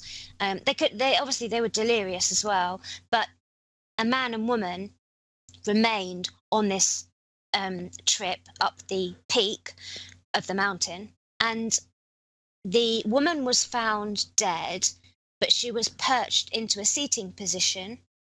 The man was found dead, but the investigators said, well, it must have been because she liked him and he didn't like her. She wanted him to be her boyfriend, and so she killed him and threw herself off. And it just didn't make any sense what the official investigators said. So something went on up there, but it wasn't caused by those 2 people. So that's a bit similar to the Dyatlov. I haven't done in-depth work on that because I thought it kind of deserves a book to itself, doesn't it? And I didn't really have time, but I don't know about that one. Recently, I don't know what, I must have come across it somewhere. Recently, I read somebody saying, well, you know, the reason that her tongue was cut out, or her tongue was missing, and they were in such an awful state, was because they'd been there for so long and predators had got to them, and actually that's why their bodies were in that state. Then there's the theory that it was infrasound. So I don't know really with that case. What do you think? That's one of the ones that always fascinated me. There is a link to other things as well with that one particular. I think we may have talked about this again before. I do apologise if it wasn't with you, but some of these cases have strange anomalous lights that have been seen nearby at the time. Not necessarily sort of lights from UFOs, but strange lights. And it seems that the group themselves may have actually photographed some strange light anomalies near them around about the time of the incident itself, and they actually died. So I think there's something along those lines of the possibility of being some perhaps Russian military involvement of some experimental equipment that went wrong or something along those lines. But I've always found it an abiding fascination. But it's interesting you say about the idea of the tongue. That's been what's been talked about before, that it was only when the body first thawed out that they found the tongue was missing, and again, too gruesome.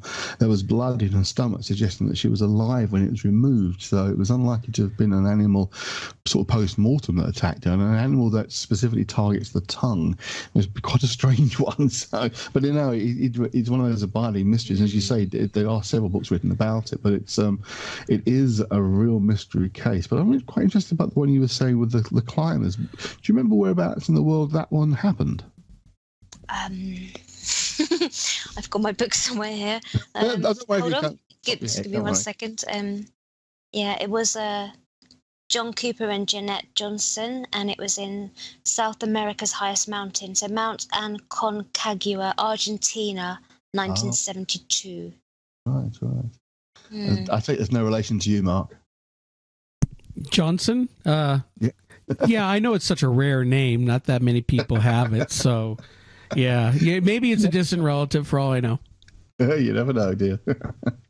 What was Steph? What would you say was the strangest case you've actually come across? What one that's really kind of sort of stuck in your mind as being, wow, that is really strange? Probably my favourite is the I shouldn't say favourite, but the strangest one is the case of Don Kemp, who was an advertising executive in New York City, and I believe it was in 1971. He had oh, I'm sorry, no, it was in the 80s, 1984. So he was working as a New York advertising executive, and he had a sideline interest or a passion, and that was looking into the assassination of Abraham Lincoln. And he actually belonged to a little research group, and he also felt that he would like to write a book about it. Well, he'd had a car accident.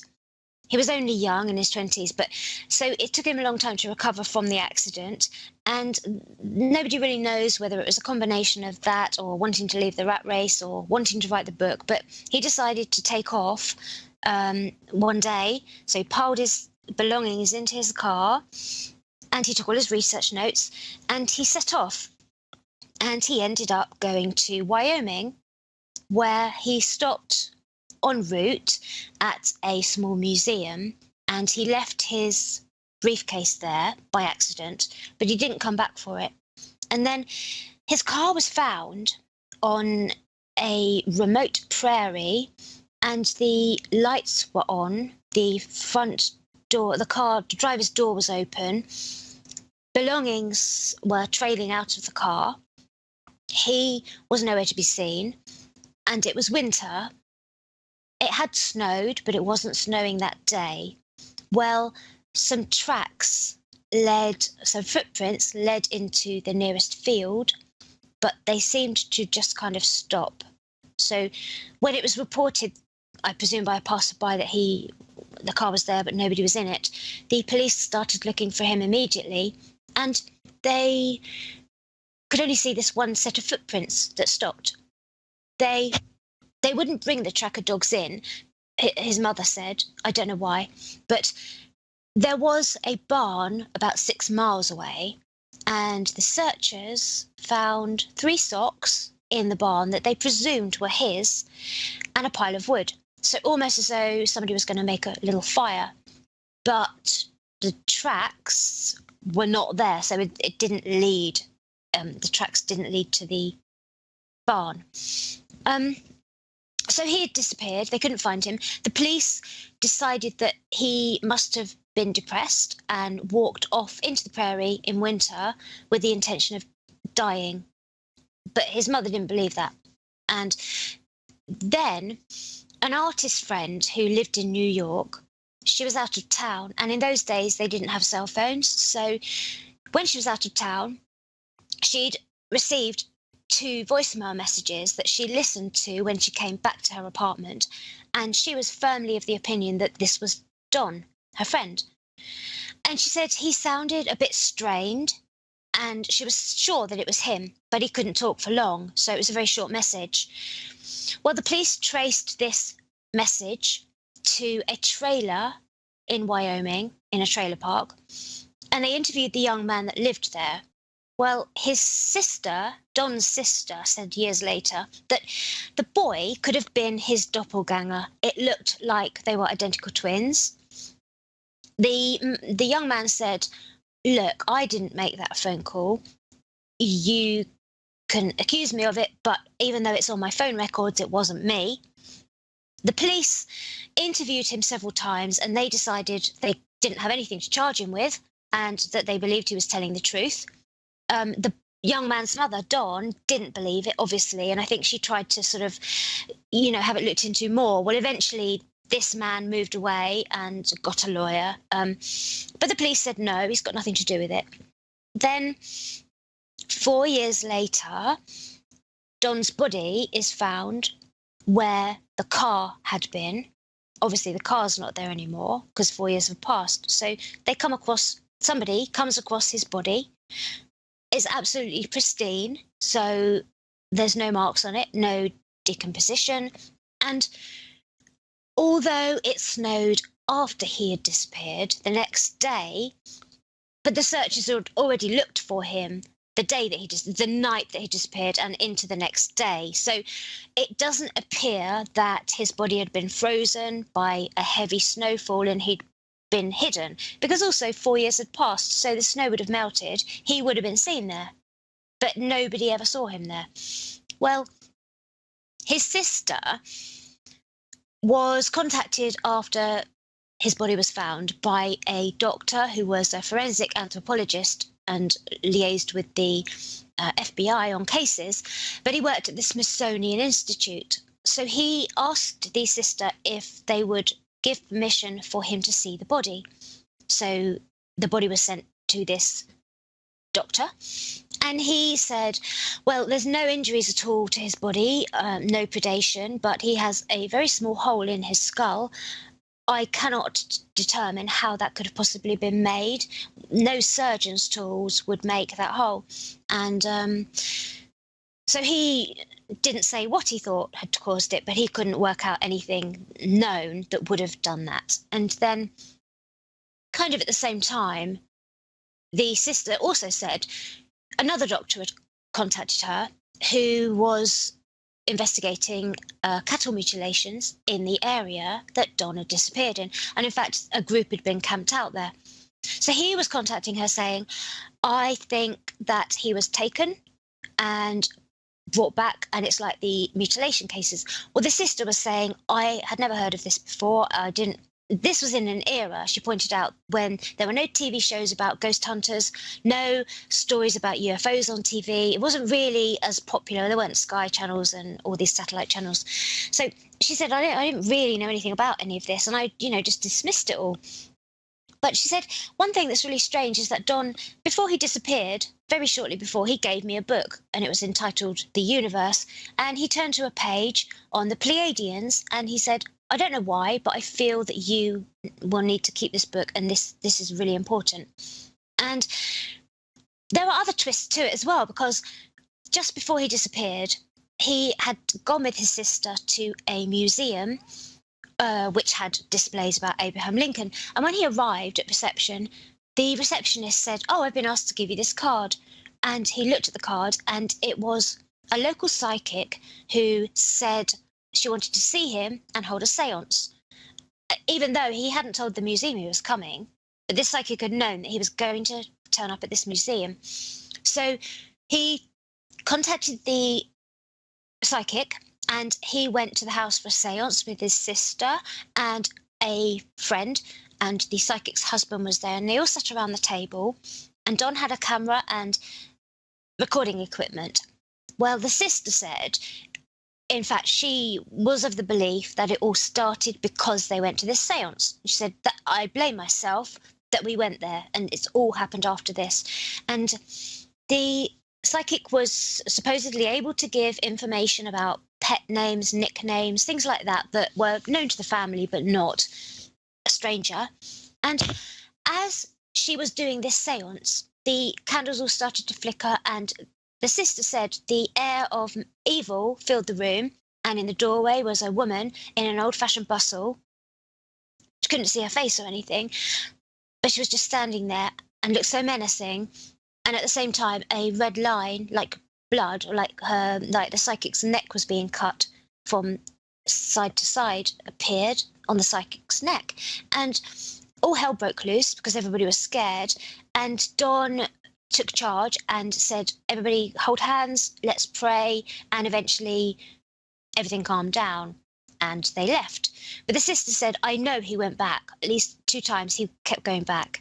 And she said it all happened because of that. But, and then the mother asked the friend of Don, after his body had been retrieved, to go and get the car back. I don't know why it had been left in Wyoming for years.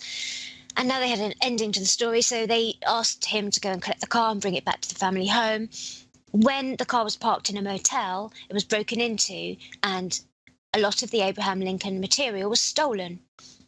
Then the friend said that he then took the car back to the family home, and it was broken into again, and more stuff was taken.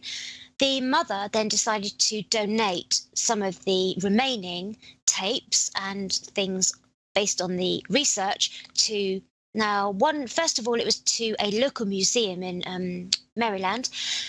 The owner died mysteriously in a fire in his house, and everything was destroyed.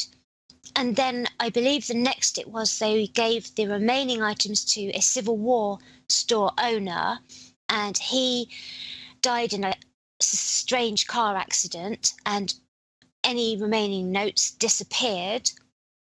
And then the only last thing was that their friend said that ever since it happened, he sees pennies on the floor, and it's always of the year, either that Don died or that he was found.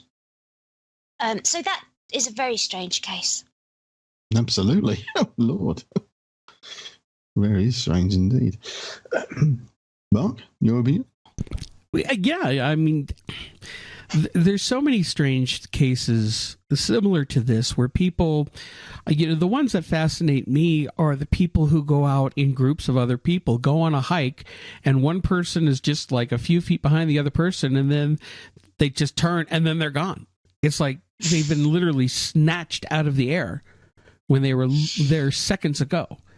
And, there's a lot of speculation on what's causing it. Aliens or, creatures grabbing them, or the person wanders off, but yet they were literally seen seconds before, and we've discussed earlier about the ideas of these time slips or these interdimensional slips where somebody maybe just they're walking along and the conditions are right. And next thing they know, they've walked through some kind of portal or doorway that just appeared, and the next thing you know, boom, they're somewhere else. In your research, have you ever come across stories of people who have disappeared and come back with a story like that? Or is it usually they disappear and they're either gone for good or they're found dead later? They're gone for good or found dead. The only cases where they do come back have been the fairy cases, which you could say are folklore. Or not, but it's only in those cases, or most of them they don't come back at all, or they're dead when they're found. Something really strange. I'm always trying to look for new angles or something that will add more to an explanation, and something so strange that I came across it because I had found this channeler who is called the next Edgar Casey, who, was a very famous channeler years ago. Well, he's Canadian, and he's called Dr. James Cottrell. That I'd actually come across him when I was looking into the Elisa Lam case. Cottrell had said information about what he believed was happening to Elisa Lam, and he had said, I believe that a discarnate entity was on the roof and it was projecting destructive thoughts into her head. Well, I'm not saying that's true, but that's something I was interested in what he said. Well, recently I was looking, something made me go back and see if he'd done any more work. And he had done a video on the case of the Overton Bridge, where the dogs have thrown themselves off the bridge and died in the water in Dumbarton in Scotland. Do you know that case? I do, certainly, yes. Yeah. Well, do you know what he said, this channeler? He said the dogs are aware of what you might call the illumination, and they believe that they are being welcomed into this vortex. What the dogs feel are this sense of love it's not a disorientation, but it's a call. So they are called. He said he described it as like, well, he said it was like an electrifying sexual attraction, but he also said it's like when lightning comes down to the ground and strikes, that kind of power. But he said, in his opinion, it's more to do with the actual water table under the ground and the energy of that ground and water combined. He said that they're sensing this electrifying energy and they are leaping towards it. I know it sounds insane, but he said they're mesmerized. It emanates from the ground like a darkness, but they see it as a lightness. And that this feeling to the animals is like they believe they're jumping into the arms of God. So I don't know. I mean, it's just something I'd never heard of before. It's not a supernatural thing. It's almost like you're saying it's Mother Nature herself. Yeah.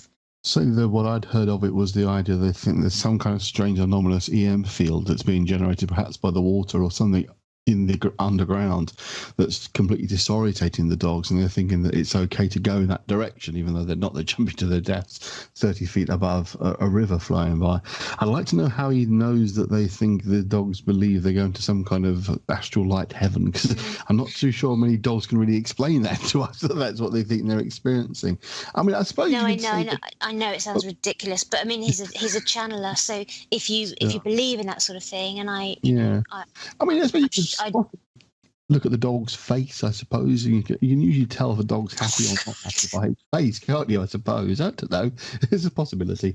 But certainly that's the version I've heard, that they can't explain the anomalous EM field that's seems to be being caused by the water. But it's an interesting one. But the case itself is very real. I think there's another one somewhere further south where animals have been known to throw themselves off, and you have to take your dog, keep it on the lead to go over this bridge. Obviously, we'll try and scramble over the side of the bridge, but I don't think it's as high up, and I don't think they're injured. They might be sort of shocked by their sort of sudden drop, but I don't think any have died. I don't think it's as far down, but you're advised to keep your dog on. I'm trying to remember where it is. It's somewhere in the Midlands, but you're advised to keep your dog on a lead if you go over this particular bridge. But so you see, that sort of thing makes me wonder about whether it could be strong enough to affect a human, because I've come across so many cases where somebody starts panicking, or it appears that they have gone to such a strange location that's really inaccessible, and you wouldn't actually want to climb in there. You've got no reason for going somewhere so difficult to climb up into. You're either being chased or something is drawing you to it. And that really fascinates me, because there's got to be a reason for it. It's not can't all be down to being confused and dehydrated, or it's got to be something that overcomes you and makes you act in the most bizarre way, other than the fact that you're confused. I mean, I can't say an awful lot because it's about my professional work, but certainly as a therapist, you do encounter people doing the strangest things, and they'll say to you, "I have no idea why I did that. I don't know what possessed me. Suddenly I had to do the whatever. I'm not talking about criminal things. I'm talking about just strange things, that they find themselves involved in situations, and I almost wake up and think, how did I get myself into this mess? How did this happen? There's a lot of, even in ufology and in cases where people have dealt with alien abductions, they talk about how they do things and react in certain ways that they normally wouldn't, like they're being manipulated or guided or even controlled. Like somebody has control of their mind and makes them do things that they never would. There's the famous case of Travis Walton back in the 70s, from the movie Fire in the Sky. He jumped out of the truck. He was the only one to jump out of the truck, and everyone's screaming at him to get back in to look at this thing. And, and there's been speculation, well, was he made to get out of the truck? People do that sometimes in these types of really high strangeness situations. It's like there's an outside force planting a suggestion for them to do something they normally wouldn't do. Absolutely. I was reminded briefly of it's an old friend of mine, nobody names, but one of his first experiences, UFO-like experience, was at a holiday camp. He was basically out in a chalet looking outside, and this large blue disc seemed to appear from nowhere above the chalets. And his parents and the people next door all came out and looked at it, and then they all kind of just walked back and went inside again. And he stayed outside thinking, what the hell is this? Why are you guys just walking away? And he said, I spoke to my parents and the neighbours. He was in his early teens at this point, and they said, well, there was nothing there. I don't know what you're talking about. We didn't see anything. But he said it was there, as clear as day. It was there. But he remembers it and sees it. And they came out and looked, but went back indoors after a couple of minutes. So they'd gone outside for some reason, but they said they didn't see anything.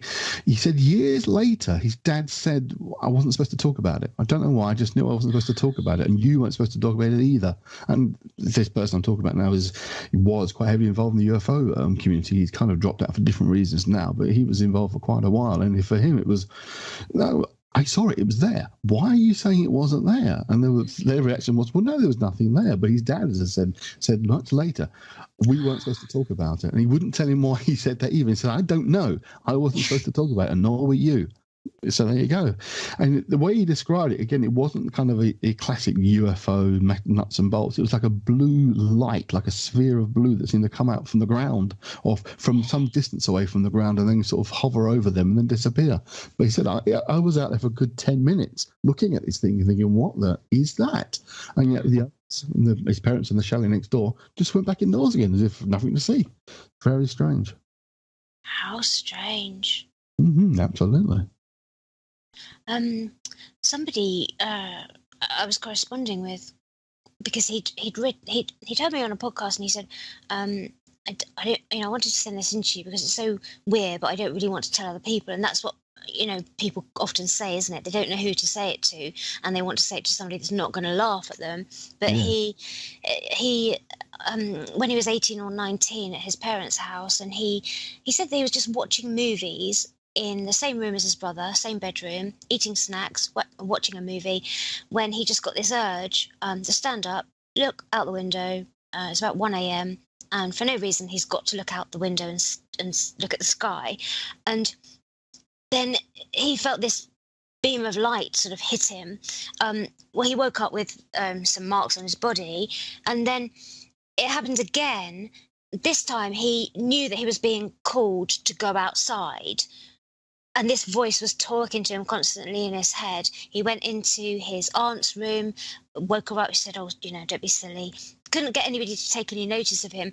And he's a grown man now. And he said, I went to the bathroom. I took my cat with me. I hid in the bathroom all night. I locked it, but I didn't feel safe in there because I could hear this voice. And I knew that it was going to get me to get out of the house and go outside eventually. But he managed to stop himself. But it happened. He can't describe it any other way, but that he was so petrified that it was going to get so bad that he would do as it asked, and go outside. Good thing he didn't, but a relative of his did see him outside another night, and he's got no recollection of being out there, So that's the interesting. And a really weird thing is that over our correspondence, he works in a laboratory setting now. And he said, just talking about all these things. And he said, I don't think about it all. I don't want to carry it with me. I want a career. This is what I want to do with my life. I don't want to talk about it all. I want to forget about it. And I have done for years and years. He said, but really weird. I heard this owl hooting in my laboratory. Well, no animals are allowed in the laboratory. It's a chemical place. And certainly no owls were inside the laboratory, but this hooting noise. I know. That's all right. I'm a big fan of the Twin Peaks TV series. I don't know if you've ever seen that. And there's a line in that about the owls are not what they seem. It's like, well, that's kind of knocking on the door. That one a little bit. Interesting thing, again, we're talking about lights and beams of light and anomalies like that. One of the interesting, just going back to my pet areas of interest, which you did mention briefly, is a past explanation for that. There was two descriptions of experiences had by people who lived in the woods and experienced experiences of living in the Ural Mountains and living in the woods and working out in the woods. One of them was a security guard who was guarding a mine. I forget the material of the mine out there. It was like something like uranium, that kind of stuff. And he was night shift guarding the mine. And on one particular evening, he recalled seeing a strange yellowy white light that absolutely scared the bejesus out of him. Now, the guy was used to working out there. He was heavily armed because he was guarding, obviously, a valuable mine site. But he just had this compulsion to get the hell away from it. He said it was just a light moving through the trees. It could have been like a torch, but he said it was large and too spherical to be a torch. It was a light, and it was moving towards me, and I just had to get away from it. It was terrifying me. And his story appeared in a newspaper. This is about 2001, 2002 in the Ural Mountains area. And another man who basically was a huntsman who worked a lot during the night out collecting and catching animals, obviously. So again, well used to being out in the woods at night, again armed, said he's seen a similar night light phenomenon about 5 miles away on a different night, not the same night as this guy, but he's had the same reaction. He just couldn't stay near it. He was terrified of it. Even though he was heavily armed and was able to look after himself, knife, guns, etc., he had to get away from it. It was as if the light itself seemed to somehow generate this air of fear about it. And I've often wondered if perhaps the past guys saw this similar kind of light, and that's what scared them out of their tent to get the hell away from it, because it was just this sense, they both had the same sense of fear. They couldn't describe it or couldn't quantify the feeling, but it was definitely this light had this feeling about it that really scared the bejesus out of them. So there you go. Yeah, I think that's really, really possible. I don't know where I was reading it, but I know somewhere up north, and I apologise, I don't know the source, but a man and his girlfriend, their car had broken down, something like on the North Yorkshire moors, somewhere like that. And their car had broken down, so of course they had no choice but to walk. And they started walking, and this light appeared, and it kept a parallel line. So as they walked, it was walking alongside them, I don't know, 20, 30 feet away, but absolutely terrified them. It was a light. Nothing else happened but this ball of light. And of course, it wasn't a torch. It wasn't anything natural, you know. And I listened to a show with somebody called Keegan. Oh gosh, he does a show about Sasquatch. Sasquatch people, I think. But he had been talking with another person, and they were running this idea that these lights can be the bearers of such creatures as Sasquatch, or whether it's a Wendigo, or whether it's actually aliens or even spirits. This is their mode of transportation because it's plasma and they've gone past the material state that we're in. And I don't know. So that is something that I've started looking into, these lights that, yes, terrify people. And again, the guy, Paul Sinclair from up north, who's written books similar to mine, he has an awful lot of material about having encounters with these lights, also under the sea, which is, I don't know, feels even more terrifying. But so there's something I think about these orbs. Yes, definitely. You know, unfortunately, we've run out of time. Time has just been flying here, and we've come to the end of the show. Stephanie, thank you so much for coming on tonight. I mean, obviously, we could have kept going and going on this, so there's so much to talk about. Real quick, how can people get a hold of you and find your books? I have a website called StephYoungAuthor.com, or my podcast is Masquerade Podcast on iTunes, or the books are on Amazon. And thank you so much for having me on. It's been an absolute pleasure and a privilege. Well, we're going to definitely have to bring you back here soon, because there's always so much to talk about. So thank you again for coming on. Andy, thank you for joining us tonight. Irene will be back next week. Thank you to all of our listeners for listening to another edition of Paranormal UK Radio here on the Paranormal UK Radio Network. We'll catch you all next week. Have a good evening.